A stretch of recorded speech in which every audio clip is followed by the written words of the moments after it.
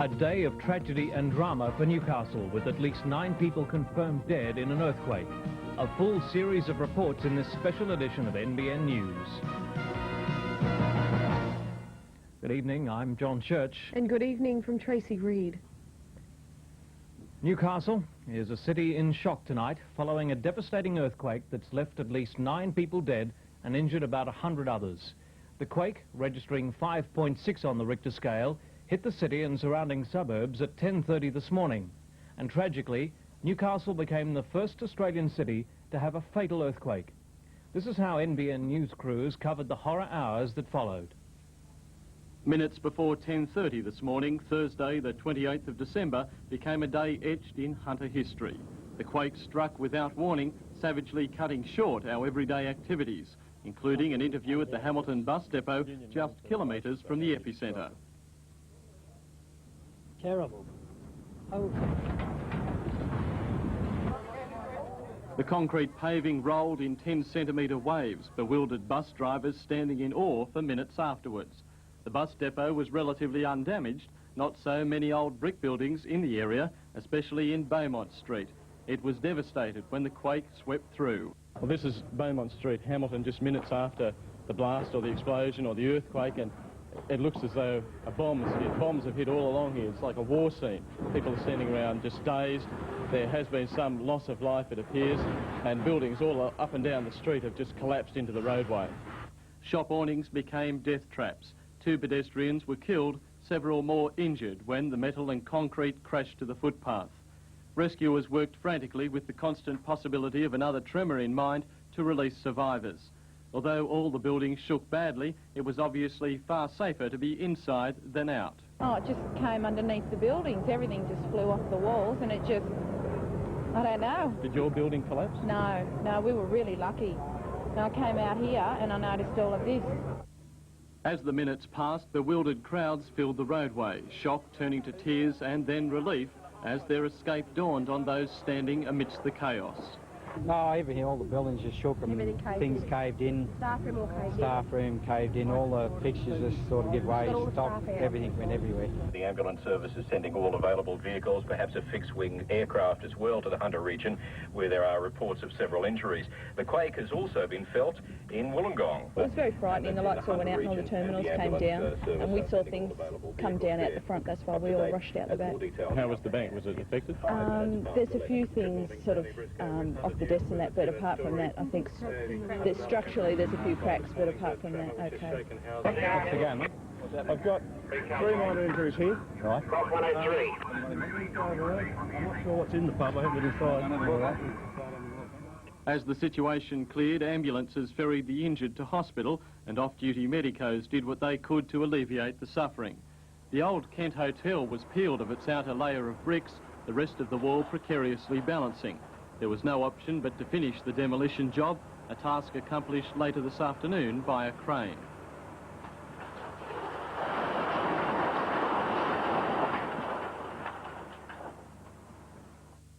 Rosshampton reporting there. Coming up, Tracy will have the latest on the tragedy at the Newcastle Workers Club.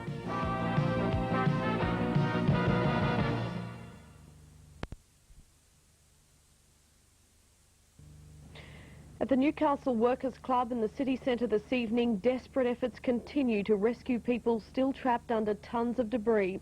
Several hundred people were in the club when the quake hit. At this stage, 7 have been confirmed dead. At least 20 more have been injured. A crude hospital was established at the scene to treat the victims as they were freed. But at this stage, rescue crews have no idea how many more may still be trapped. Coordinator of the rescue teams at the Newcastle Workers Club, Inspector Ian Cleary, spoke to the media late this afternoon. There's a 300-ton retaining wall up on the 2nd floor, which is on a 60-degree angle, and it's being held by a false ceiling up on that floor.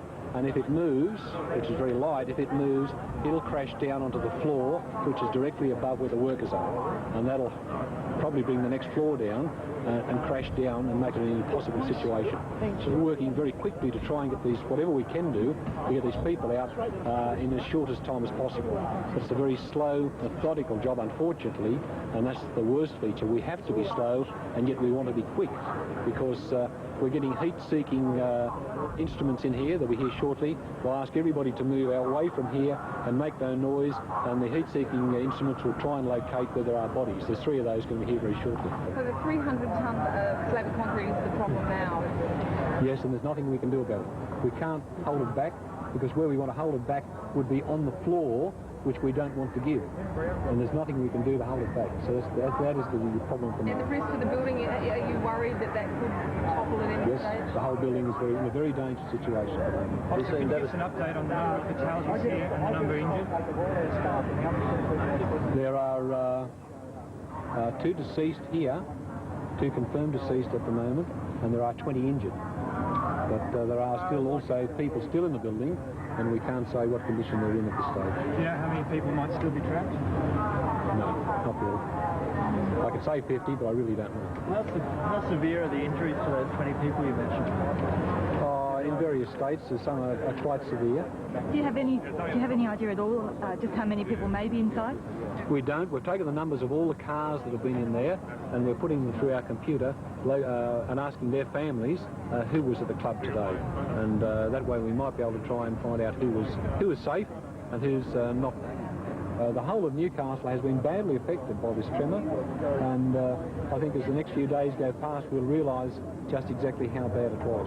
The junction itself got a bad setback. If you have a look in that area, there's a lot of buildings badly affected by the tremor there also. Very badly damaged. So I suppose there's a lot of people away on holidays who haven't yet reported damage that may be. That's very possibly, yes, that could be true. But there'll be a lot of damage coming in over the next few weeks when everybody comes home. Among the dramatic events of the day comes a truly heroic effort from a local ambulance officer. Paramedic Ken Isles was one of the first ambulance officers on scene at the Newcastle Workers Club and climbed through twisted steel and concrete to the club's auditorium. Before the quake hit, road crews were setting up for a concert tonight. Moments later, they were trapped beneath rubble. Ken heard a faint cry for help and began moving towards the faint plea. He was in a baby-like crouch position. It was a matter of police rescue and 2 civilians and myself removing a considerable amount of brick and removing him as quickly as we could, because there was still some more debris above that with the potential of coming down on top of us. So it was a matter of moving as quickly as we could, but being aware that there was more debris on the top. So it was quite a delicate operation? Very delicate, yes. The 2 civilians that were there really need to be commended. They were terrific. How was the man himself? He has multiple limb fractures, I believe. I don't have X-ray vision. I was pretty concerned at that time that he may have had some more serious injuries, but that seems to have rectified itself. How long were you up there? I honestly don't know. I broke my watch earlier in the job. I have no idea how long I was there. It would have been probably 45 minutes, I'd say. So were you talking? Was he conscious? He was talking to us the whole time, yes. What was he saying? He was complaining about the pain in his lower limbs and that he couldn't feel one of his lower limbs. How was his morale? How was his mood? It seemed to be high until he realised it was close to being released, and then he started to become more and more concerned, naturally enough. Were there any signs of other people up there?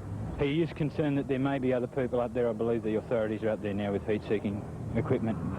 He was concerned at one stage that there were cleaners in the auditorium. Did you see any sign of people? No. How dangerous are the conditions for rescue personnel? They're very dangerous. Everything up there is quite unstable. Just describe the inside of it. A bloody mess. The complete mezzanine floor of the auditorium has fallen down. There's bricks and debris, and the roof is hanging quite precariously up there. Amidst the drama and tragedy, there is some good news tonight. A bingo game scheduled for the Newcastle Workers Club auditorium was moved to a smaller venue just moments before the quake hit. As we mentioned, those desperate efforts continue to rescue people still trapped in the Newcastle Workers Club under those tons of debris. And as mentioned, 7 have been confirmed dead at that one site alone. Tracy was at the King Street Club just minutes before the quake hit. To be one of Newcastle's most imposing structures, the giant Newcastle Workers Club. This morning it was jammed with many of its most loyal patients, there for their regular game of bingo or a quiet morning at the pokies. Then suddenly, at 10:30, disaster struck. The room just shook. Everybody got thrown onto the floor. Everything went black? Yeah, it went black. We were all just told to get out. There was a bomb in there. And all the other auditoriums completely blown to pieces.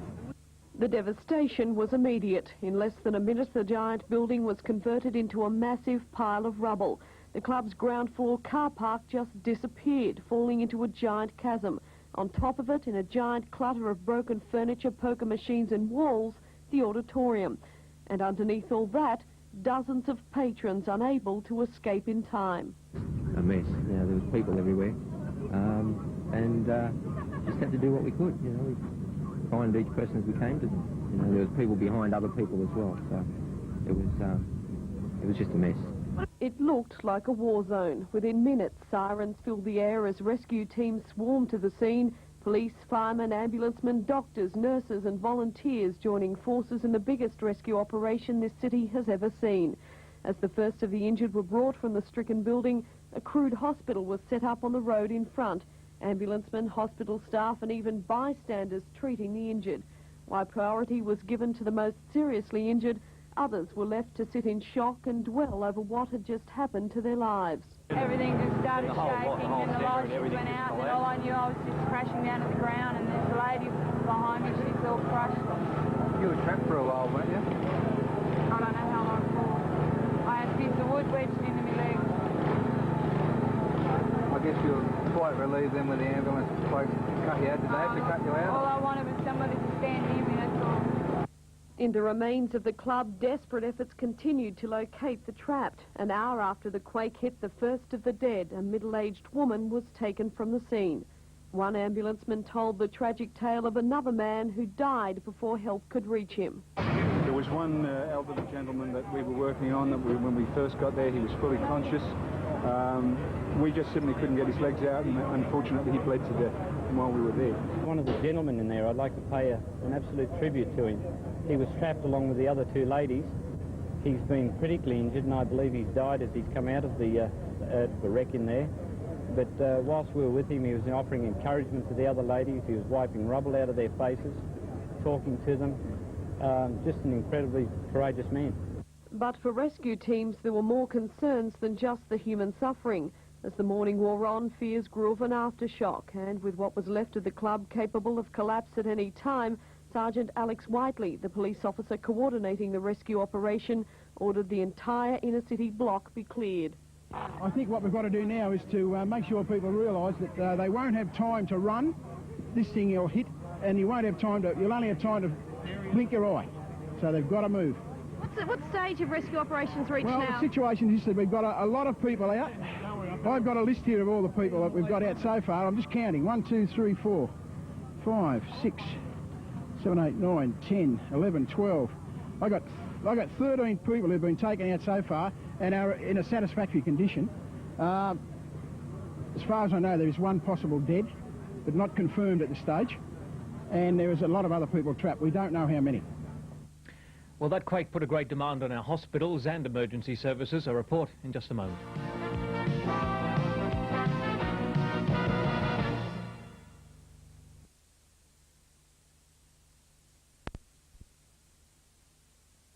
Of course, on tonight's bulletin, concentrating on today's earthquake.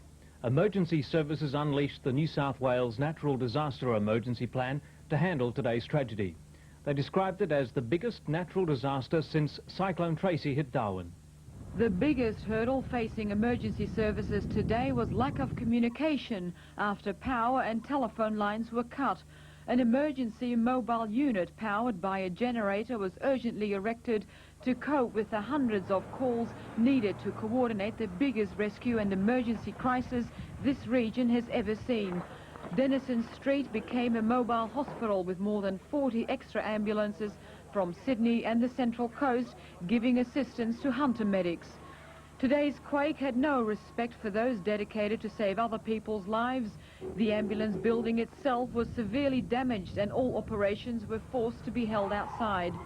The state disaster plan is a mammoth operation calling on all the state's emergency services, including police, fire brigades, hospitals, ambulances, state rescue services, mobile communication and casualty and accident teams. But emergency services say they always had the situation under control today. 5 helicopters and scores of ambulance vehicles were on standby, with medics wasting no time to offer vital services at accident scenes. Like the entire city, the Royal Newcastle Hospital also lost all power. The hospital suffered only minor damage to some of the older wings. Hospital officials evacuated all patients and transferred them to nearby parks and footpaths. Makeshift wards were set up handling various degrees of patients, while the casualty section took in those injured from the city district. Doctors and nursing staff stood by in full surgical gear to treat and move patients on as soon as they were delivered by a fleet of ambulances. The only power being supplied to the hospital was through a rescue squad diesel generator. Without enough power reserves available, it was decided surgery was too unsafe and all emergency cases were diverted directly to the Mater Hospital. With the hospital empty, firefighters were called in to clean up a number of dangerous chemicals that spilled when the quake hit. Hundreds of patients sprawled out on the grass in nothing but hospital gowns, many still plugged into vital dialysis machines and heart monitors. Tarpaulins were then strung out to provide shade as the temperature soared. As power was slowly restored to units, patients were moved back inside by orderlies and nursing staff. Tonight, the North and York wings of Royal Newcastle Hospital remain closed, and patients from those wings have been transferred to Belmont and surrounding hospitals. Well, owing to the severe structural problems at Royal Newcastle Hospital, the Mater has taken over as the casualty hospital for the city. About 50 patients have been brought here by a fleet of ambulances. We understand, however, that only 2 of those patients are seriously hurt.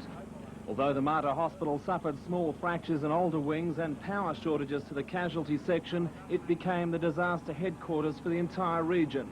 Ambulances took some patients to outer hospitals to make room for others coming in, but due to the holiday period, the hospital had an abundance of bed space.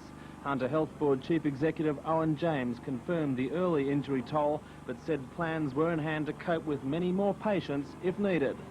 The majority of them have minor injuries. There are 2 with more serious injuries, such as leg and chest injuries. These patients are being looked after at this hospital. In the event that more patients do come, we have arrangements which will allow them to be sent on to Wallsend. We've already filled up Western Suburbs Hospital and Maitland Hospital. If the worst comes to the worst, we have a capability to relocate people to Sydney hospitals. A care flight helicopter remained on standby at the hospital to take more seriously hurt patients to Sydney. It's understood 2 wings of the Royal Newcastle Hospital may be beyond repair, but even worse news is that the new $140 million John Hunter Hospital at Rankin Park may also have suffered even more crippling structural damage. The quake twisted the near-complete building along the length of its central corridor. There are fears that the quake may have effectively broken the hospital's back. We've been here for about 3 hours. As you can see around you, there's extensive cracking to masonry and render. But until such time as we get a structural engineer's inspection, probably tomorrow, it may be many weeks before we'd realise the full extent. This crack that runs virtually the length of the corridor here, if that's structural, what will that mean for the hospital? Well, in terms of time, very difficult to say. Certainly we will have to, any damaged brickwork we'll have to remove and rebuild. So it is devastating at this stage. Certainly difficult to take it all in, Tracy. Certainly is, John. Other effects of the quake included a fire and a Tyres Hill Tech and a burn-off at BHP. Now that's still to come in our news.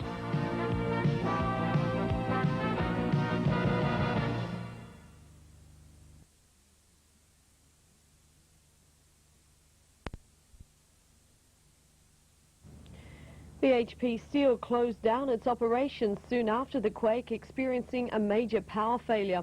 Despite the alarming sight of flames and smoke raging over the steelworks, a spokesman for the company says the situation is completely under control. BHP's steel plant was shut down soon after the quake. A spokesman for the company said the plant lost power during the crisis and workers immediately adopted an emergency plan. The plant's 78 coke ovens were vented, releasing volatile gases which would normally circulate throughout the steel processing plant. The effect of the flames and smoke billowing from the steelworks added a nightmarish backdrop to the chaos of the earthquake.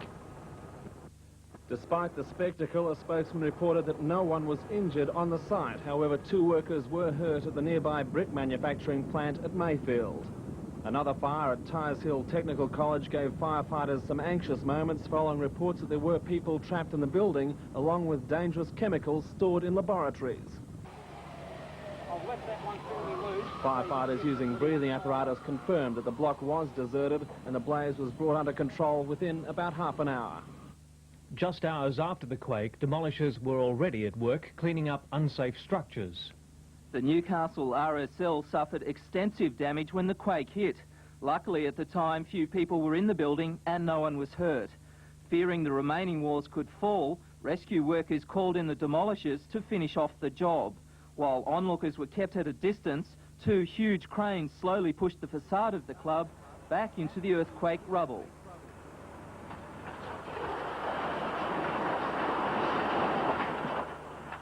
A huge cloud of dust showered into King Street, leaving a pile of debris and just a memory of the old club. At Stockton, the bridge was closed for 2 hours while experts examined the crossing for damage. Earlier, a motorist called police after hitting a huge crack at the opening to the bridge. The break had been estimated at 10 centimetres, but tightened later in the day. By 2 o'clock, the road was reopened to traffic. Bill, what sort of damage is there to the bridge? None to the bridge itself, slight subsidence of the approach embankment on this side. Was it a good idea to block off the bridge just in case? One never knows.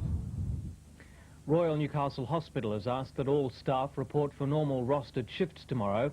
The blood bank will be open to build up stocks for the weekend. Well, in just a moment, Prime Minister Hawke is in Newcastle tonight. We'll have a report on that. And also an inquiry into yesterday's fatal Tangara derailment.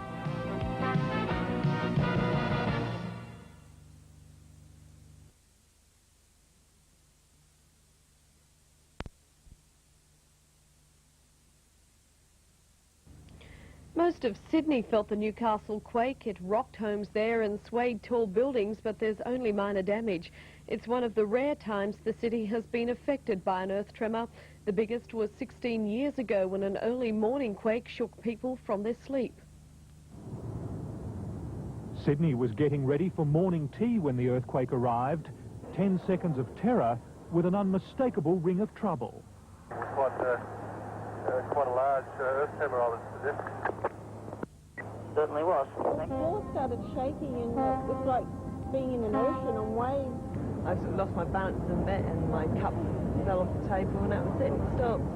We thought the building was falling down. We couldn't get out quick enough. 25 floors up at Bondi Junction, radio man Stuart Cranny was on air, but the skyscraper shuffle wasn't on the playlist. It was like broadcasting on top of a 25-storey pogo stick. It was mad, very, very scary. It took out power right across the metro area. While hundreds of thousands of homes and shops temporarily lost supplies, few were damaged, to the amazement of their owners. It shook bad enough for us to want to go outside in case the building fell down around us. As the death toll rose, so did the thirst for news, and a special police hotline was soon swollen with callers. As soon as we get the information, we'll get it back to you. Radio talkback shows were also overrun. Everyone had a quake story they were anxious to share. We had a couple of characters. One bloke was on the toilet and he thought the water board were going to send him up to Mars. I think he got a bit of a shock. At 5.5 on the Richter scale, it was technically a moderate earthquake, well down in the power league from this year's San Francisco tragedy, which at 7.1 killed more than 60 people. While our biggest earthquakes have happened in Western Australia, the most recent at Meckering registering 6.9, the Sydney region has suffered several moderate quakes, usually hitting hardest on the Kurrajong fault line.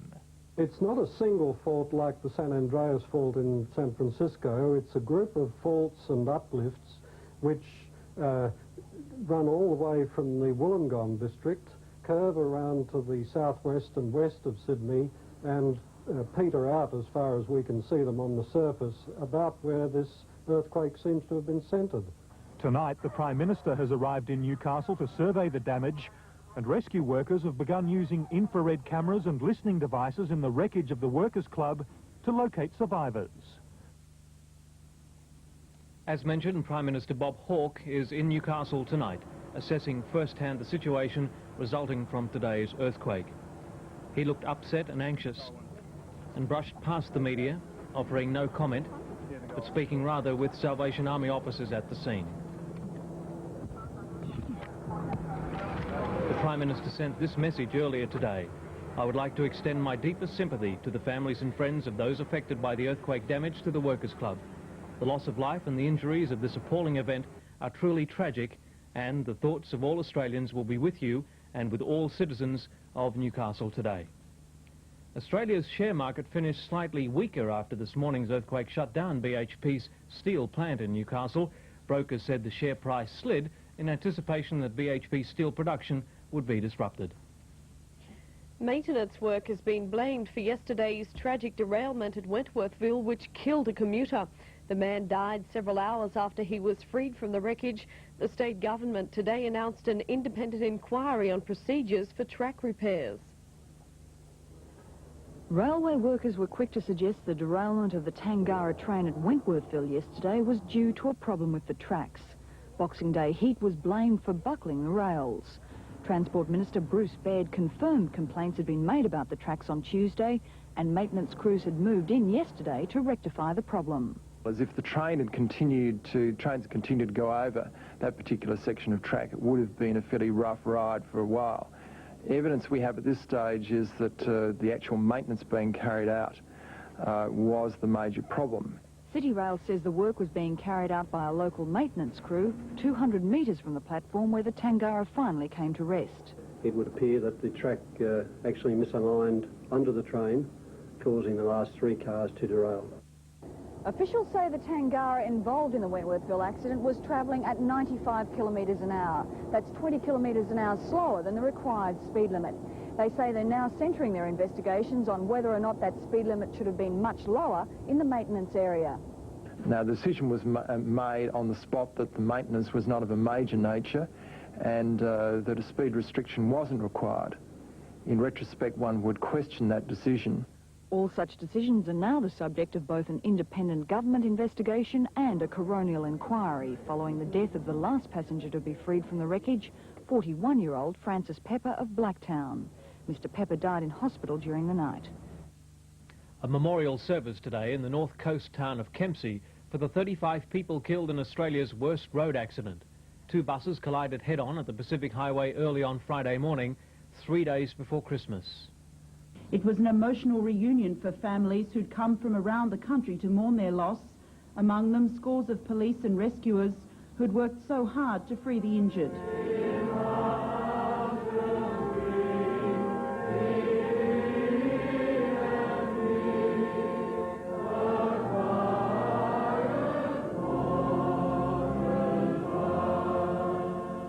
The All Saints Anglican Church quickly filled to capacity in the sweltering heat. Many who'd come to pay their respects were forced to listen outside to the minister's words of comfort and praise. In fact, the whole of Kempsey as a town in this Macleay Valley has been shaken, as has been the whole of our nation of Australia.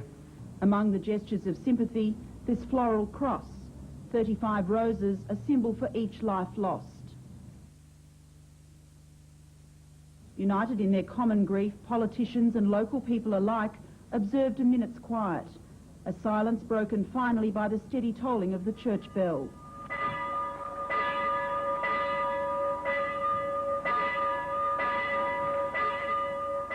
And for the many injured when the 2 coaches collided, as much as relatives grieving lost loved ones, 1989 has been a Christmas they will never forget. Still to come, sports news with Mike Robbitt, and it appears that the sporting world hasn't escaped tragedy either. John, unfortunately a fatality in the Sydney to Hobart yacht race. That report in a moment.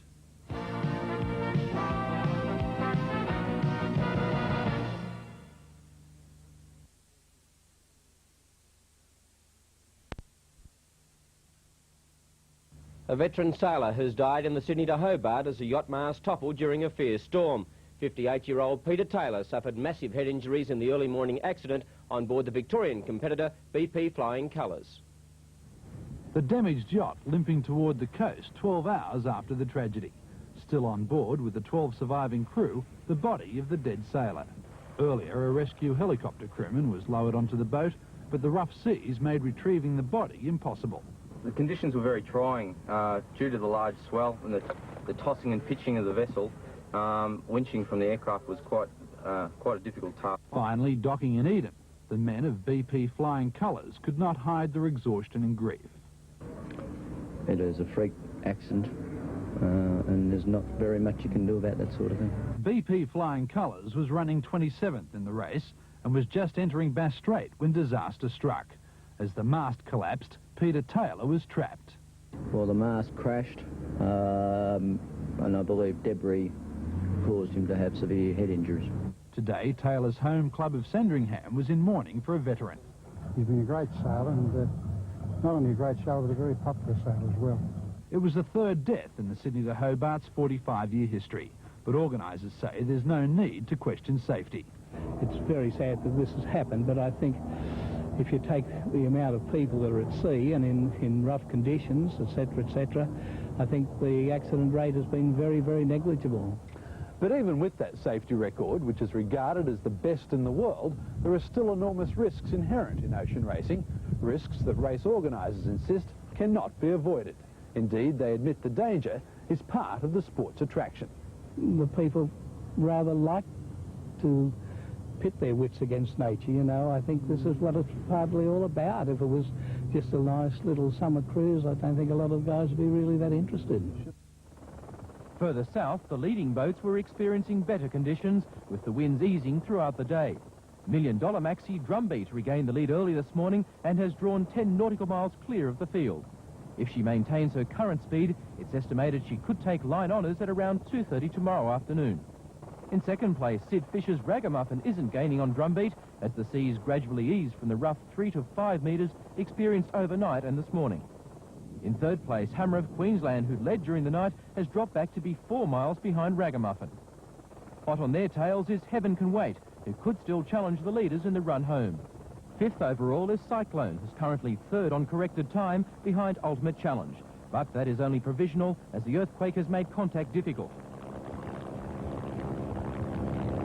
To date, 12 yachts have had to withdraw after taking a battering in the gale force conditions down the south coast, including Japanese Maxi Marishiten. Of the Lake Macquarie yachts in the Classic, Hills and Tenor is best placed, being 29th on line honours and 20th on corrected time. Ninja Go is 78th and 65th on corrected time, while St Jude is 103rd and 85th. Well, on a lighter note, punters were shaken but not put off as they climbed aboard Vulcan Warrior in the festive season cup at Gosford today. They're followed by Power Force. He's badly looking for a run, and so too is Red Ed. They came together on the turn as Vulcan Warrior went for home. Tipax out wide and Swift Beat running on with another impulse there. Vulcan Warrior well clear at the 100 though. Another impulse holding down second from Swift Beat the charge, and now and again is rattling home. But Vulcan Warrior's too good and beat another impulse. Is Vulcan Warrior $1.60 and $1.10, another impulse $2.60 and Swift Beat $2.50. The extra double at Gosford today for the numbers of 7 and 6 paid $5.70. The daily double for 5 and 3 paid $18.30. And John, that's our look at sport tonight. Thanks, Mike. The standoff is continuing in Panama, where Manuel Noriega refuses to leave his refuge in the Vatican Embassy. Frustrated by the failure of diplomatic efforts, American soldiers are trying a bizarre technique to force his surrender.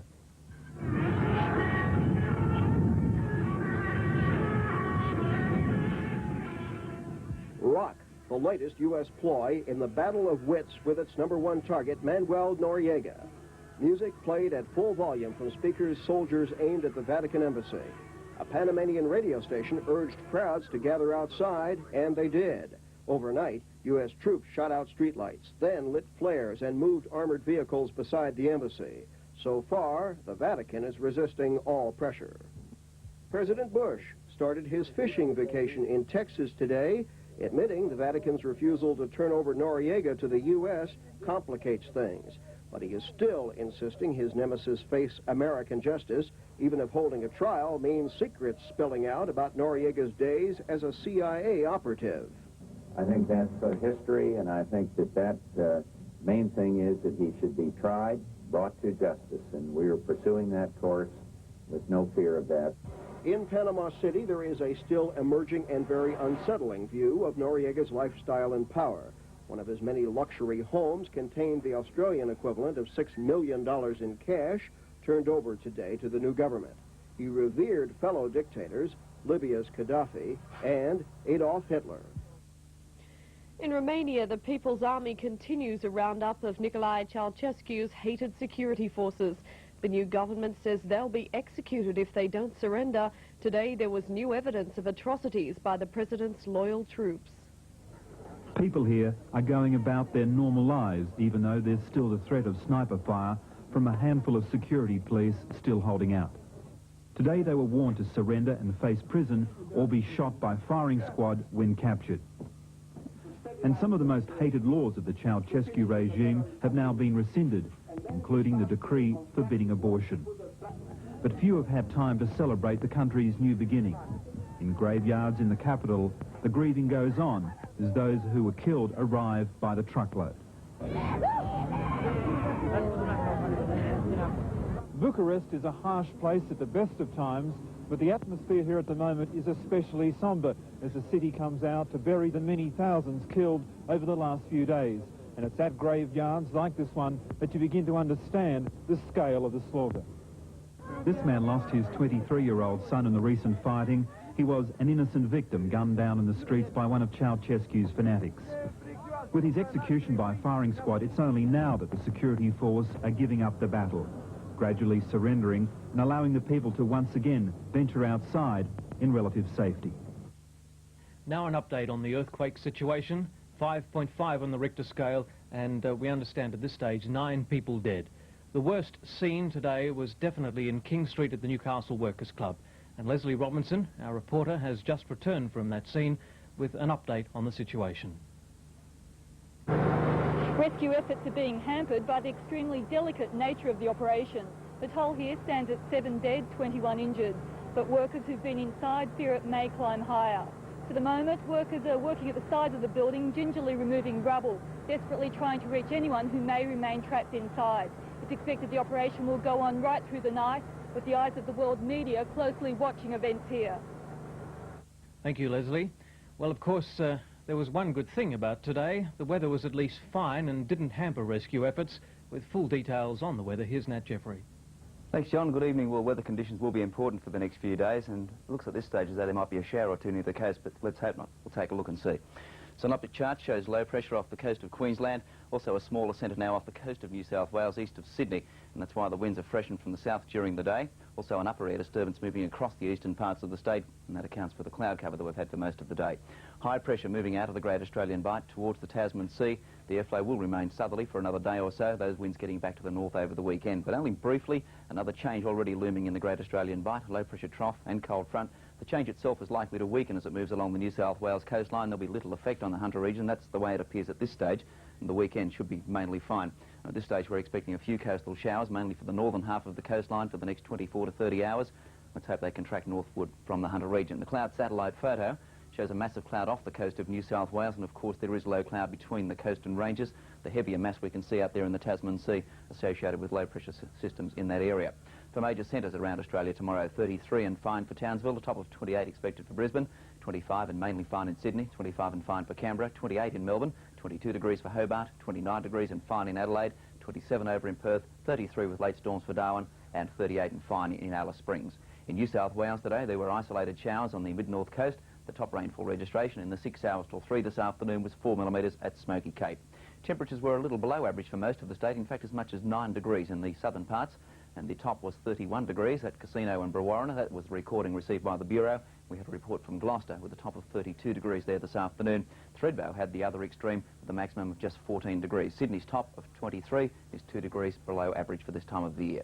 To the Hunter region, temperatures overnight fairly close to normal, except for the upper parts of the Hunter once again. Murrurundi there with an overnight minimum of 8 degrees. 18 reported at Maryville and 19 on the coast at Nobbies and Norah Head with 18 degrees at Gosford, 14 degrees for Cessnock and 13 at Dungog. Temperatures during the day very close to average for this time of the year, and Gloucester there of course with a top of 32, 31 for Jerry's Plains, 27 for Merriwa, also Cessnock, 23 on the coast at Nobbies and 24 degrees at Williamtown. No rainfall reported during the day. Outside conditions partly cloudy, and it looks like a few showers starting to move in. Temperature on 20 degrees a short while ago, the wind from the south at 36 kilometres per hour, the relative humidity 73%, and the barometric pressure 1012.2 hectopascals, and still rising. High tide tomorrow morning at 10 minutes to 10, and the low tide at 4:35 in the afternoon. The sun will rise at 5:45 and set at 4 minutes past 8. The forecast includes a moderate to high fire danger rating, a shower or two expected near the coast overnight, and then mild to warm and humid tomorrow. For coastal waters, a strong wind warning is current, south to southeasterly winds up to 60 kilometres per hour at first, but easing overnight to about 30 kilometres per hour.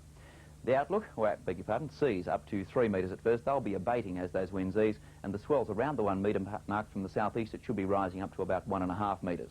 Now the outlook, mainly fine weekend expected with southeast to northeast winds. On Saturday, temperatures in the high 20s to low 30s, and on Sunday a little cooler with the maximum temperatures there mid to high 20s. For tomorrow, 26 degrees, the expected top for Newcastle, the same for Gosford and Sydney, 27 for Taree, and a top of 32 for Scone. About 17 degrees overnight, looks like being mainly fine over the weekend. Over the next 24 hours or so, though, the possibility of a shower or two near the coast. Now, even though we do need some rainfall in the Hunter region, tonight is definitely not the night we can look forward to that. We'll have more news for you in just a moment.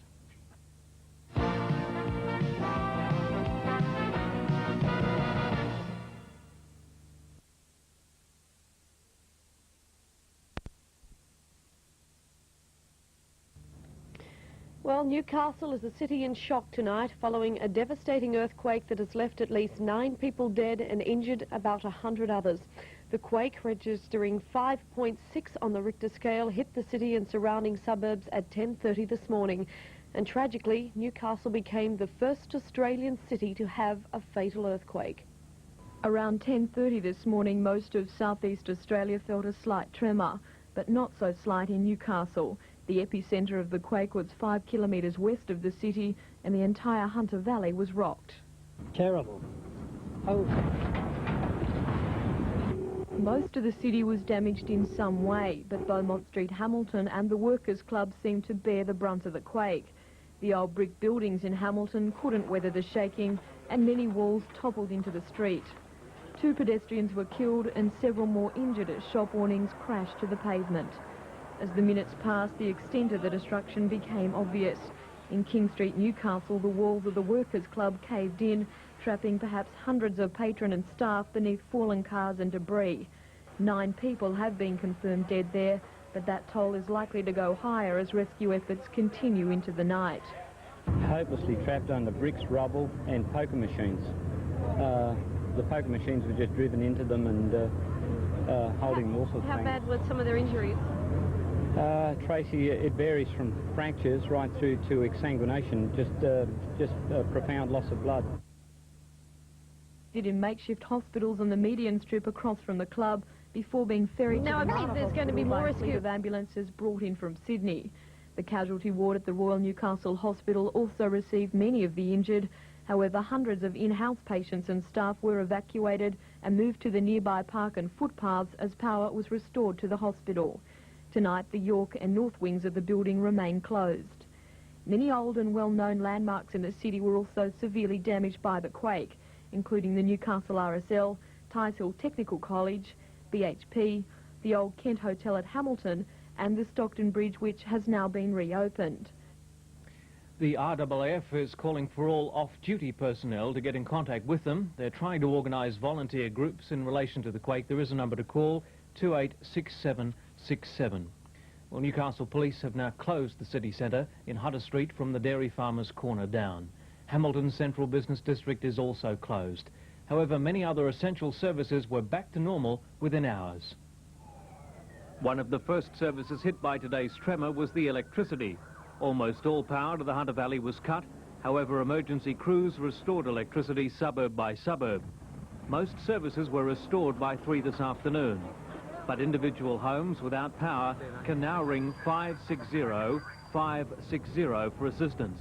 That number again, 560-560. The gas company has been monitoring the pressure in the mains and says there's been no pressure drop throughout the day, indicating there have been no gas leaks as a result of the quake. The Hunter Water Board appealed to the public to conserve water so the treatment plants would not back up with untreated effluent. Those plants weren't operating while power was down. The Australian Seismological Centre in Canberra measured the quake at 5.5 on the Richter scale. Scientists say it was probably the result of underground pressure on a shallow geological fault. It's because the fault was so shallow that damage has been so widespread. This earthquake was not the result of continental plates sliding over one another. That was the cause of this year's San Francisco quake. Newcastle does not lie on a major intercontinental fault line. This quake, say scientists, was caused by compression in the Earth's crust breaking up under pressure. The lack of a seismograph in the Newcastle area means the exact location of the epicentre is difficult to calculate, although early reports place the quake centre at just 5 kilometres west of the city. Reports of structural and property damage can be registered with the police or state emergency services. The Disaster Welfare Group has organised emergency accommodation for those people who cannot sleep in their homes tonight. Details are available from the Cardiff office of the Department of Family and Community Services. The number to call there is 546688. That's 546688. The department has also set up an emergency welfare centre at Broadmeadow High School. SES units from around the valley have converged today on the city to assist. Tents have been erected in Cameron Park, Hamilton for elderly people, a scene repeated around the city. But social security offices will be closed tomorrow due to a computer breakdown. The state government has announced relief measures will be available for the victims of today's tremor. Financial assistance and replacement of essential household items to restore homes to a safe condition will be available from the Department of Family and Community Services. Small business loans of $25,000 at 6% will be available for those operations unable to arrange finance through normal commercial channels. Councils will be reimbursed the full cost of emergency repairs and then subsidised for permanent restoration work. Churches and voluntary non-profit organisations will also be eligible for concessional loans for the restoration of essential facilities. Just devastating, John. Certainly is. A scene in Hunter Street that we haven't experienced before, Tracy. Certainly have. 2 o'clock this afternoon. I didn't think I'd ever be able to drive down Hunter Street on a weekday and see it completely deserted. It was like a ghost town. And the question on everybody's lips will be, where were you when the quake hit on Thursday, the 28th of December? Good night. Good night.